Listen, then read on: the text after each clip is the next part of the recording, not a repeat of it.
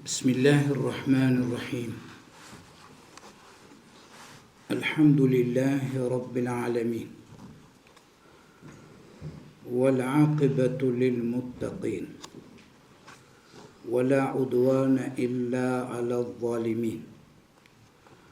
Wassalatu wassalamu ala rasulina Muhammadin wa alihi wa sahbihi ajma'in. يقول الله تبارك وتعالى في أشرف كلامه العزيز استعيذ بالله بسم الله الرحمن الرحيم نون والقلم وما يسطرون صدق الله العظيم. Shumë i dashur dhe i nderuari kryetar i Bashkisë Islame të Kosovës, Mufti Naim Efendi Tërnavë, i nderuari dekan i Fakultetit të Studimeve Islam, i nderuari drejtor i sektorit të botimeve Zotëri Shkodra, i nderuara dhe shumë respektuara familje e të ndjerit Profesor Sherif Efendi Ahmetit, të nderuar përgjegjës të sektorëve të ndryshëm të Bashkisë Islame të Kosovës, i nderuar i drejtor i medreses ime të shumë të dashur, Alaudin, të dashur dhe të respektuar deputet të Kuvendit të Republikës së Kosovës, të dashur mësimdhënës në Fakultetin e Studimeve Islame, student e studente, i nderuari vllauin nga Shqipëria jonë e dashur, Zotëri Neki Kaloshi, të respektuar miq, musafir dhe dashëmir, më lejoni që përzemërsisht t'ju përshëndes me përshëndetjen islame. Assalamu alaikum wa rahmatullahi wa barakatuh. Paqja, mëshira dhe begatit e të madhit Zot qofshin mbi të gjithë ju. Kur mora lajmin për një organizim të këtij mbi personalitetin e madh të mendimit islam, Muderizit Haxhi Sherif Efendi Ahmetin, u gëzova pa mas, por në të njëjtën kohë marr parasysh se pushon dhe jeton në botën tjetër, pata dhe kam emocione të veçantë. Sepse jo vetëm që e kemi pëlqyer si pedagog, por edhe e kemi dashur ndoshta edhe si prind.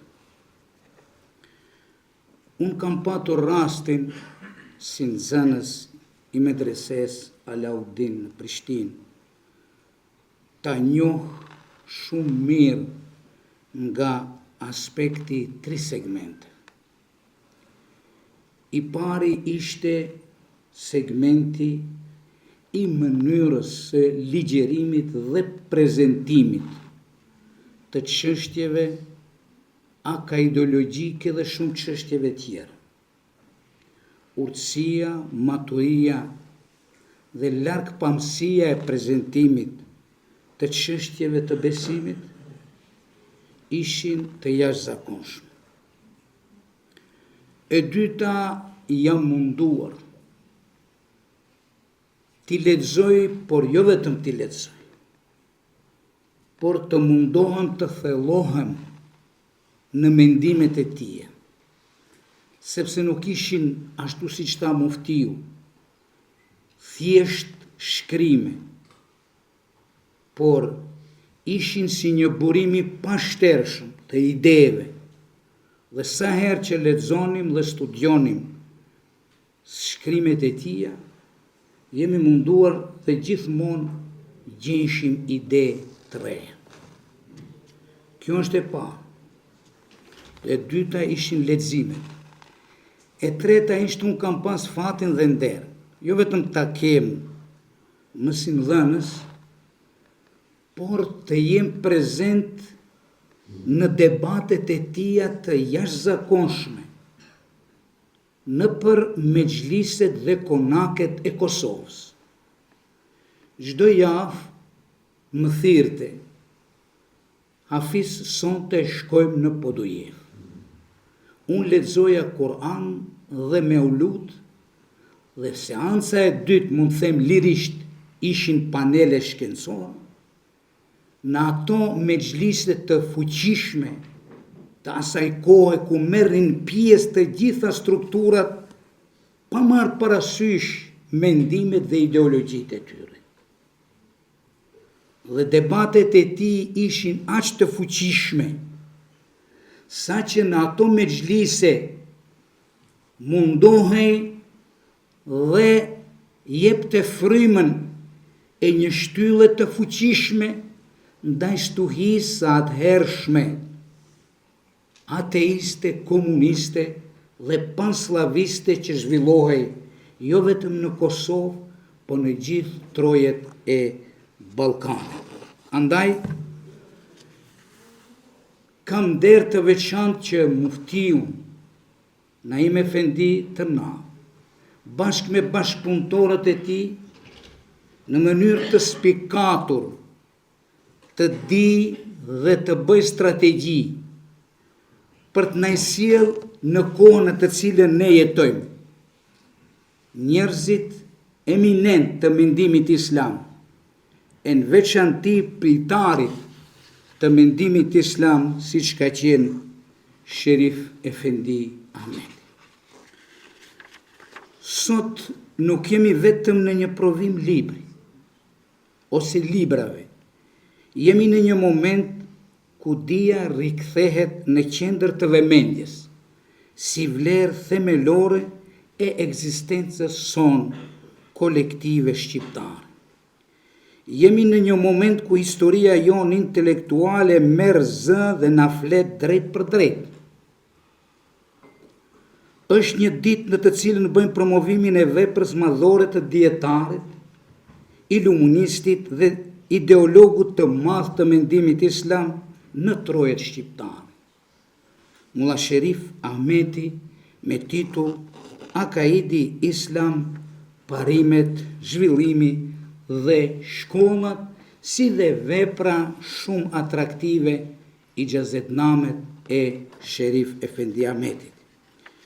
Ky është një moment në të cilin kujtesa jonë kolektive ndriçohet nga figura e një personaliteti të rrallë, teolog, myderris, alim dhe reformator i mendimit islam. Promovimi i kësaj vepre nuk është thjesht një akt formal apo vetëm një akt akademik.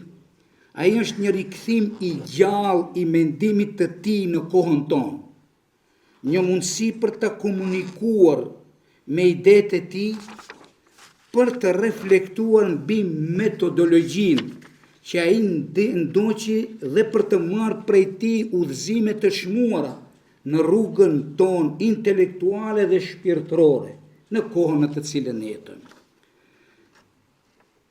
Ky mbetet një nga privilegjat më të mëdha të jetës sonë, e në veçanti të jetës time. Kam qenë, thash, ndjekës i përkushtuar gjatë tërë jetës i idealeve dhe mendimeve të tij. Edhe si nxënës jam munduar ta kuptoj, edhe si mëdhënës në medresen Isa Beu, por edhe si ligjërues dhe prezantues i islamit në çdo vend ku kam vepruar dhe jetuar. Andaj lirisht mund të themi se shkrimet e tija për të cilat sot flasim ne janë freski dhe aktualitet i rrallë. Prandaj me bindje të plot mund të them se këto vepra janë jashtëzakonisht aktuale për mbar shqiptar dhe më gjërë, sepse kemi patur fatin të kemi një kalibër të këtij siç ishte Sherif Efendi Ahmeti. Ai nuk ishte vetëm një dietar në kuptimin klasik të fjalës. Ai ishte një personalitet i plot, me etikë të lartë dhe me një kulturë të thellë njerëzore e intelektuale. I buzëqeshur, por serios, i dashur, por parimor, i afërt, por gjithmonë dinjitos. Në praninë e tij ndjeshim qetësi, respekt dhe një siguri shpirtërore që të ftonte drejt reflektimit dhe përmirësimit të vetvetes. Në shpjegimet e tija merrnim forcë që të vazhdojmë misionin islam dhe t'i përngjajmë Mulla Sherif Ahmetit ashtu siç i thonim atëherë. Por madhështia e tij shfaqej mbi të gjitha në botën e mendimit. Ai ishte një pritar i mendimit të thellë, një kërkues i së vërtetës, i cili nuk kënaqej me sipërfaqësoren, por përpiqej të depërtonte në thelbin e parimeve islam. Mendimi i tij ndërtohej mbi disa dimensione të fuqishme dhe të ndërthurura në mënyrë harmonike, të cilat unë kam mund t'i gjej në këto 3 segmente me të cilat unë kam jetuar me Mulla Sherif Efendi Ahmeti. Së pari, pa më dyshje ai mbështeste të gjithë veprimtarinë e tij në pastërtinë burimore të Kur'anit famlar dhe në sunetin e Muhamedit alayhis salam. E kishte bazë të fuqishme këte. Për të, këto nuk ishin vetëm burime fetare, por themel i çdo ndërtimi intelektual dhe moral. Së dyti, ai i dha mendimit islam një dimension të fuqishëm racional. Ai besonte se feja nuk bie ndesh me arsyen, por e plotson dhe e udhëzon atë. Prandaj ai argumentonte se çdo e vërtet hyjnor duhet të jetë e analizuar dhe studiuar nga të gjitha aspektet, edhe atë me argumente të shëndosha konform kohës dhe rrethanave të saj. Së treti, qasja e tij ndaj Kur'anit ishte gjithëpërfshirshme. Ai trajtonte atë si burim të pashtershëm të udhëzimit moral, etik, pedagogjik, psikologjik, filozofik, kulturor dhe shkencor. Në këtë kuadër ai mori mbi vete edhe një nga misionet më të mëdha, përkthimin dhe interpretimin e Kur'anit famlar në gjuhën shqipe, duke e bërë atë më të afër dhe më të kuptueshëm për besimtarin shqiptar dhe më gjërë. Kjo vepër u bën një vatër e rëndësishme studimi dhe një ndër kontributet më të çmuara në literaturën tonë islame dhe shqiptare. Së katërti, ai kishte një vizion të qartë për të ardhmen. Mendimi i tij nuk ishte i mbyllur në të kaluarën, por i orientuar drejt përgatitjes së gjeneratave të reja, duke i pajisur ato me dije, vetdije dhe aftësi kritike për të përballur me sfidat e kohës. Së pesti, ai konsideronte dijen dhe profesionalizmin si themelin kryesor të zhvillimit të shoqërisë. Për të, pa dije të mirëfillt, nuk mund të ndërtohet as individi, as familja, as kombi e as ardhmëria e kombit tonë. Dhe së fundi, ai me plot kuptimin e fjalës e them, në bazë të veprave të tij, ishte dhe mbetet edhe më tutje një reformator i mendimit islam. Ai e shihte reformën si domosdoshmëri të çdo kohe dhe kundërshtonte imitimin e verbër dhe e mbaj mend një fjalë. Reformat gjatë gjitha kohrave janë të domosdoshme, por dinja se janë edhe të dhimbshme. Ai dëshmoj se Kurani është një udhërrëfyes i përjetshëm që ofron zgjidhje për çdo kohë dhe rrethan. Pikërisht kjo e vendos atë në radhën e reformatorëve të mëdhej me plot përgjegjësi e them, sepse nga studimet e mia dhe leximet e mia, Mulla Sherif Efendi Ahmetin e shohte reformatorët e mëdhej të historisë, siç ka qenë El Kevakibi, Reshid Rida, Muhammed Abduhu, Gjemaluddin Afgani dhe shumë reformatorë tjerë. Por jam shumë i bindur se ishte inspiruar edhe nga teologët e mëdhej, edhe të vendit ku ne jetonim, por në veçanti nga kollosët e mëdhej të Shqipërisë, siç ishte Ibrahim Dalliu, Hafiz Ali Korça dhe Bidibra e të tjerë. Shumë të respektuar të pranishëm, sot duke promovuar veprën e të madhit Sherif Efendi Ahmeti, ne nuk po kujtojmë vetëm një figurë të së kaluarës. Ne po ringjallim një metodë të menduarit, një frymë që na mëson se çdo kohë ka sfidat e veta dhe se vetëm mendimi i pastër, i argumentuar dhe i zbatuar me urtësi mund të jetë përgjigje ndaj të gjitha sfidave të kohës. Ai e shihte diversitetin e mendimeve si një ligj hyjnor dhe si një mundësi për zhvillim, për konkurrencë të shëndosh shkencore dhe për kultivimin e vlerave. Në këtë mënyrë ai ngriti mendimin islam në një nivel ku ai bëhet udhërrëfyes jo vetëm për besimtarin, por për shoqërinë në tërësi. Në thelb, ideja e tij për islamin në veprat e tij ishte e lidhur ngushtë me ngritjen e kombit dhe atë dheu.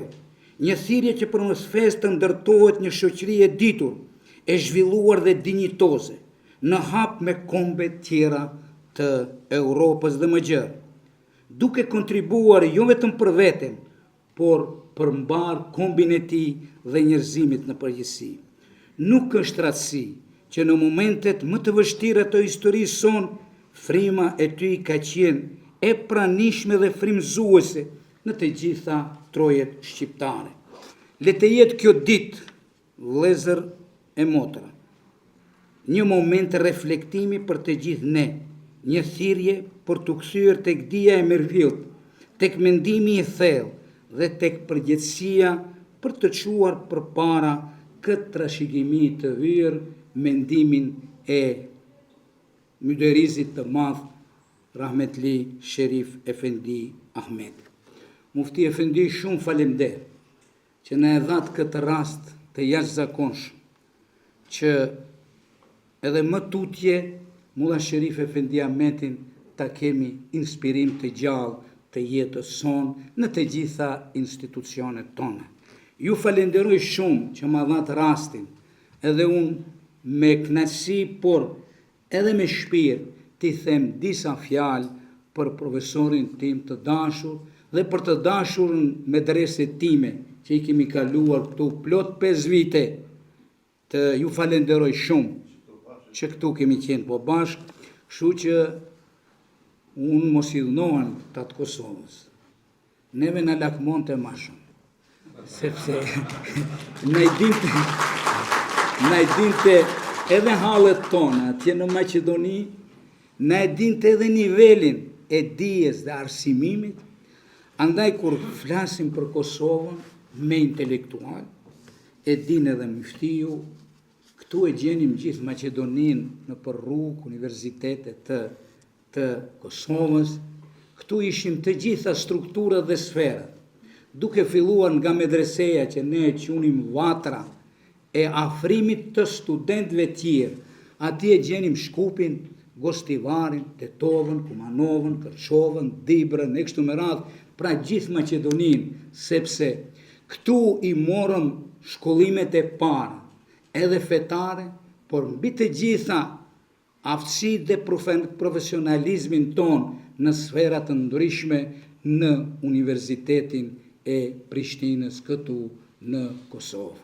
Andaj gjithmonë ju kemi borç dhe do të mundohemi që t'jemi në shërbim të Zotit, kombit, vatanit dhe njeriut në përgjithësi.